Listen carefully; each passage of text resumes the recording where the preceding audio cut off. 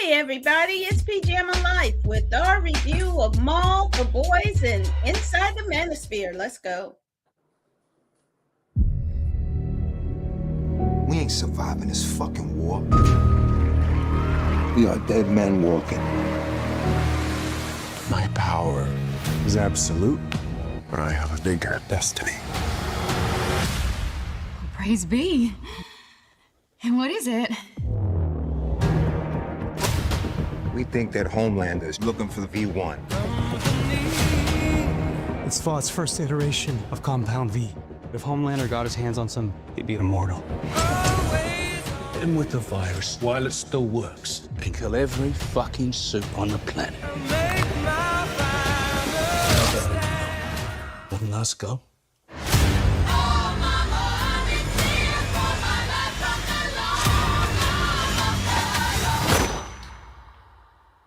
I'll take that as a yes.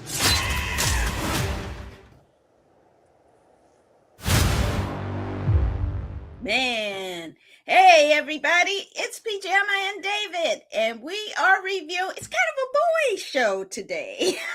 Yes. Hey, so David, what did you think of the first couple of episodes of season 5 of The Boys? You know, this is a show that for me, I started loving it, blown away by the gratuity, the violence. And now, still, those things are still there. But at this point, we have, in some ways, a comic book story that is frighteningly mirroring life, real life, in so many ways. I hate to say that something like this is critical for people to watch. There is an entertainment value, but man, there's a lot of parallels. There's a lot going on here. Truly, The Boys, Manosphere, all of that is really this. I don't know if you had put that in mind when we created this group of shows, but they are kind of connected to one another. Man, this was good, intense, and we hope that the good guys can kind of fully regain their humanity when this is all said and done, and that the bad guys are vanquished. But let's just but keep watching and enjoy. What about you? What are your thoughts? Yeah, I agree. I think that it is so telling that it's a shame that this show is paralleling reality. And I think the creators were even shocked by it and kind of wish they had gone even a little later so they could have really been a lot more topical.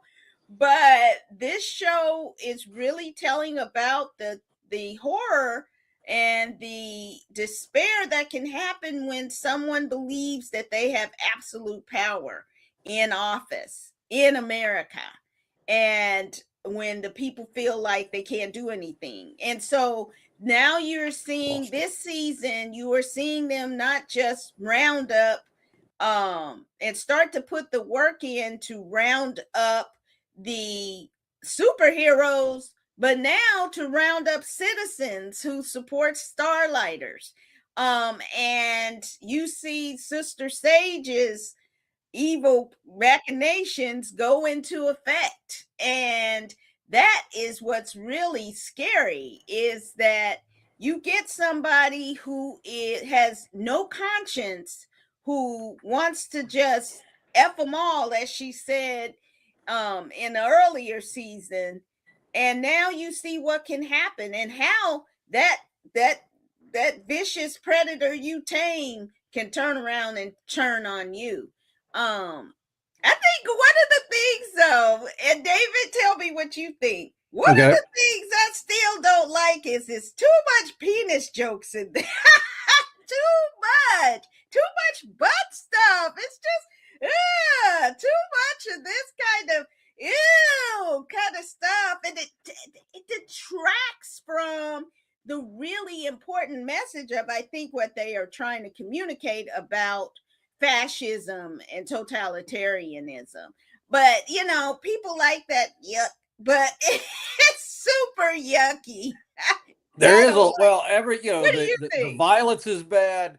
Some of the language and some of the descriptions there, Yes, they are. It is truly, though, the boys' show. I mean, and that's kind of like the bad side of the locker room Yeah, culture, if you will, making those kind of jokes and the hazing and all of that kind of stuff. It's kind of a yeah. yeah, I can't say that I really like those too much, but I don't know. It's just like if I can, you know, you got to really just kind of like take some, kind of leave your taste buds at home when you watch The yes, Boys. Period. yes, Period. yeah. Because the violence is awful.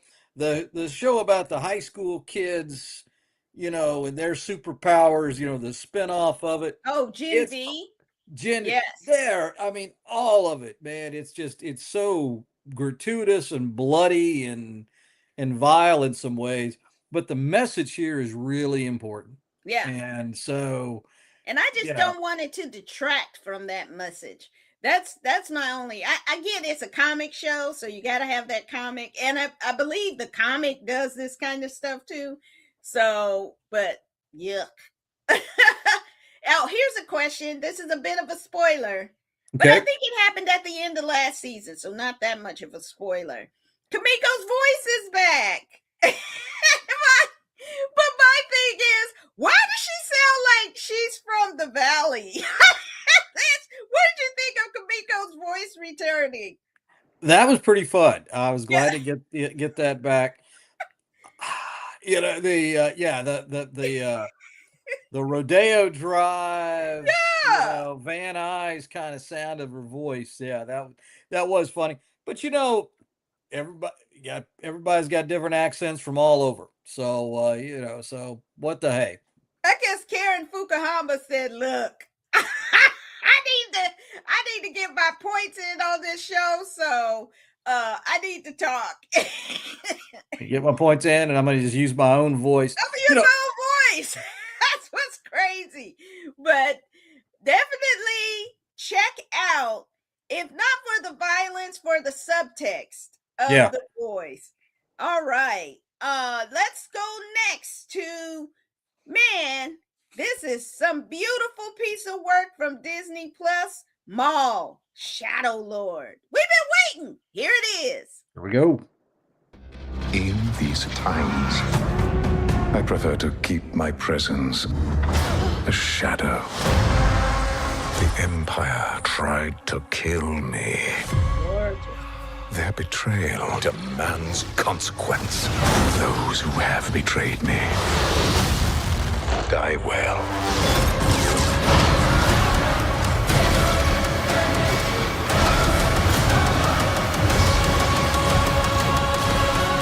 We're not gonna take out the whole empire.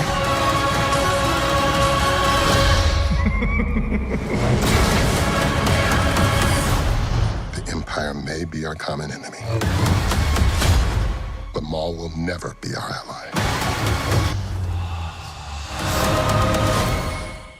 All right, David, you are a resident Star Wars expert, including building your own Star Wars hideout.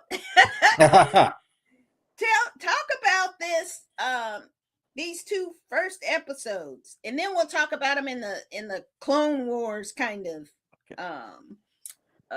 view. What you thinking? Well, I think first off with this, and Dave Filoni has created and built out this prequel era that bleeds into just at the start of the original trilogy work. Dave Filoni, he's done a fantastic job. Obviously, he's with Ahsoka. You're seeing the sequel world and as well.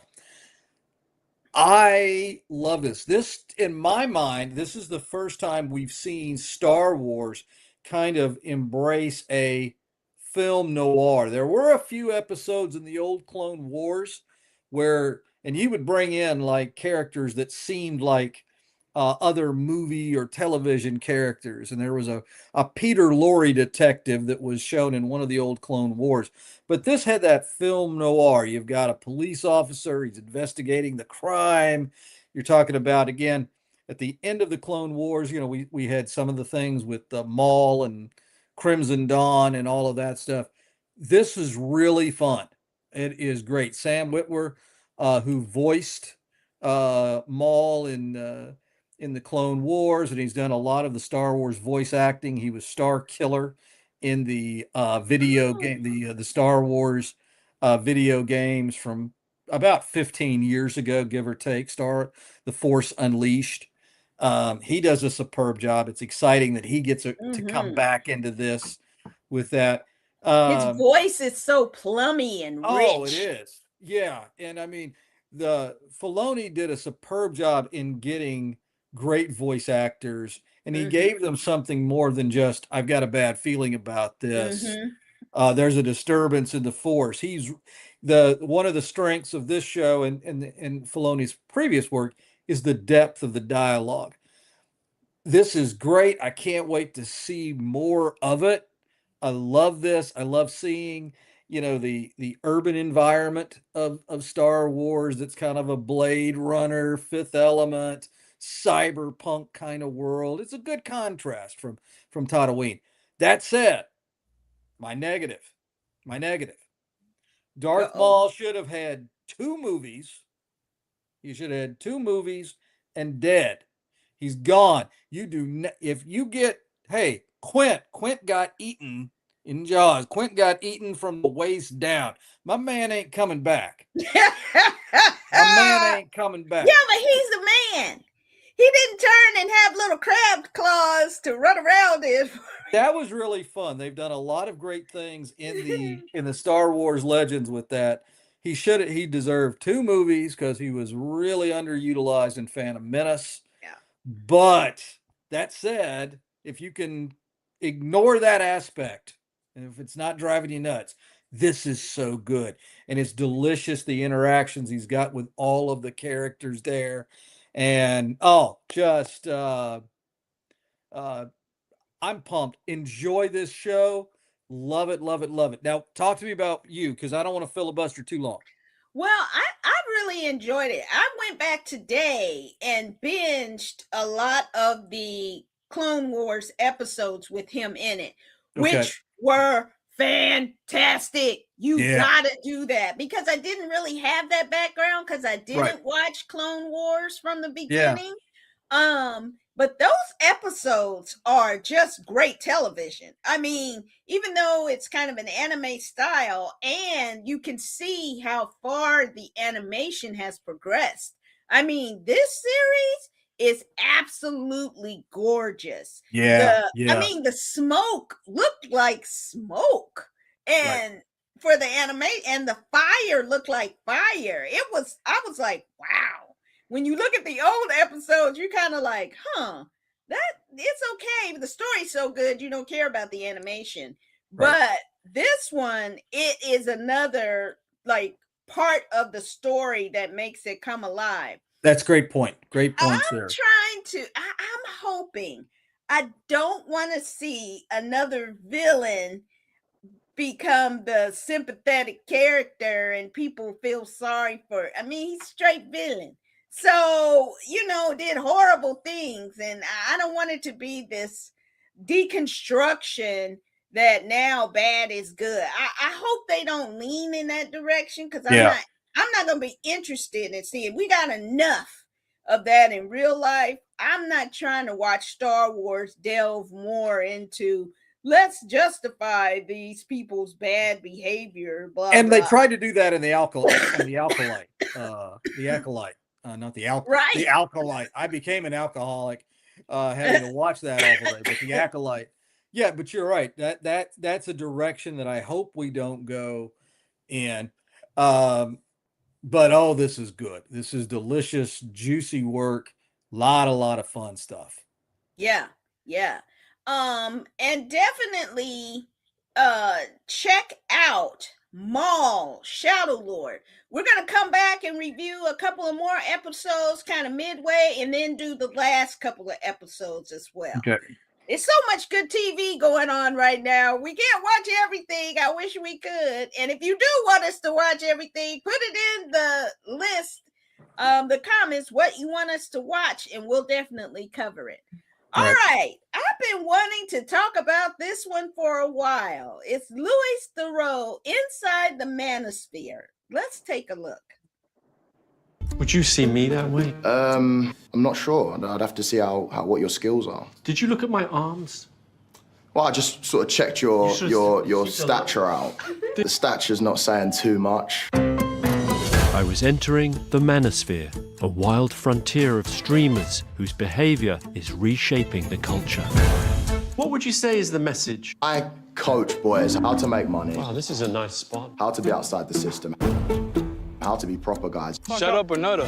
Whose appeal has proved irresistible to hordes of young fans. They hear that content, they think it's acceptable. I'm doing it for money. I don't care about The morality of it. I'm not living for other people. I'm living for myself. Do you consider yourself a misogynist? They want a guy that can lead them and dominate them. There was a funny moment where he's like, what do you think Sneako's message is? Do I sound like that? A little bit. What you think? I think it's a very important topic.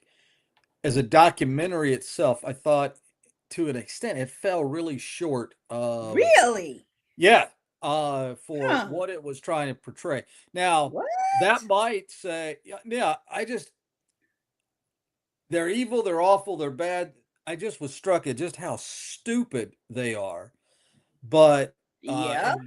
I mean, the dumbness literally just oozed out of their pores. Mhm. So I think that's on one hand, I think that's kind of a good thing. I won't say it here.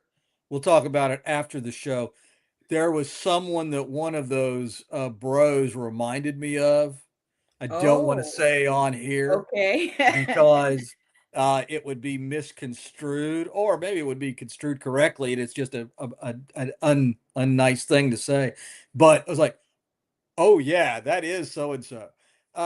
I think there could have been more here. I was struck by the impact of seeing those young boys who know these guys, because I don't. Now, granted, I'm 55 years old and I'm eligible for a senior meal at Freddy's. I can get a cheaper custard cone now. So, maybe I'm not in this world. I think there should have been a little bit more delving into that. I think there were some things that were missing that would make this a really good documentary. But nonetheless, I thought this was maybe the larger the impact and things that we're seeing with more stats. Yeah. I think maybe that would have I thought it was a good start, but I thought it was like there's more that needs to be included. Yeah. Some background, some other pieces there to strengthen it. The guys themselves, man, they're dumb. Being rich, allegedly rich, or having something from it, that does not necessarily equate with any type of class, intelligence, or integrity. And that was very evident in this particular program. Yeah. And, I really enjoyed it because I think if you take away nothing, this is a grift. It's a con. And they don't care that they're hurting millions of young people with this mess. And is it also being used as a tool to recruit these boys into something more nefarious? Because if you can take these people who feel lonely, lost, and unseen, and then tell them, hey, I see you. Hey, you're actually really great. Hey, actually, women are yours to do with what you will. Yeah. And you should dominate them because that's what a man does. As opposed to, and I think young women are now feeling like, hey, in the past, we needed men for money, position, power. But now women are like, I got my own money. I'm in my own high-level positions, and I have my own form of power. So if you're a jerk, what do I need you for? Yeah. And so if you've grown up with this manosphere mess that teaches you really to dislike and hate women, then how are you going to appeal to a woman? Women don't have to be with men anymore for the things their mothers, grandmothers, great grandmothers had to be with women for. I mean, with men for. So men now are getting this message that's not serving them. So at the end of the day, if these young men fall for this, this is contributing to the loneliness epidemic among young men because they're self-selecting out. So I think this is important, but I think the most important thing is that this is corporate sponsored stuff to sell junk, vitamins, junk products, junk bonds, junk money schemes. I mean, it's all a scheme. And that one guy you saw at the beginning is nothing more than a pimp. I mean, that's what he is. He has a OnlyFans women selling sex. That's what a pimp does. Let's be for real. But then I don't want to give it away, but you see something very interesting about him in the end that shows that this just a fraud. This is not who these people are in real life. It's a show. It's acting that they're doing. So don't listen to this. I think that's what Louis Theroux was really good at revealing, was the fraudulent behavior behind it. That these guys aren't real. They don't believe this stuff themselves. And I think once you see how it also aligns with white supremacy and subjugation of women and religious fanaticism, that's different. That is something more insidious at work.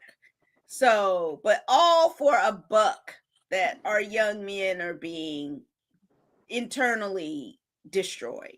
So I think that was important to bring up. It is. And I think I love what you're saying, and what you're saying here, you have put in the substance to my big critique. My criticism of this, there wasn't enough of that. Grab people by the hands and take them on the journey to understand the bad stuff that's going on with this, because he put them on camera. Yeah, they're stupid. They're absolutely stupid. And I'm going to completely dismiss them. But those little boys aren't. Also on Netflix, and I think about a year ago, we talked about a wonderful little short series. It was based in England. I joked about needing subtitles. I couldn't understand their English. But it was about a boy that had been manipulated and wound up committing some heinous violence. Adolescence. Adolescence. Yeah. To me, that's those what this is about. Yes. And that's, to me, adolescence, that story, and this, and then another piece could be and I'm not trying to be flippant with it, but a trilogy of things to really tie it in so that you understand the dangers and the damage that's happening in society. Because this was a good start, but it didn't do enough to really, I think, truly warn people and really to bring it to truly to people's attention. But it was a good start, and I think there's some nice things. I'd love to see more of his documentaries. Me too. But he needed a little bit more time, a little bit more substance in the story itself. And I think that parents, you need to sit with your young men, your boys, young men, your husbands, and watch this stuff and talk about it. You know, allow them to talk about what this means to them. Why are they gravitating towards this content? Because this, as women, we need to talk to boys about, hey, this is actually how you attract a woman. If you know, that's teenage boys. They want to get a girlfriend. They want to have somebody, you know, but these guys are not telling them the truth.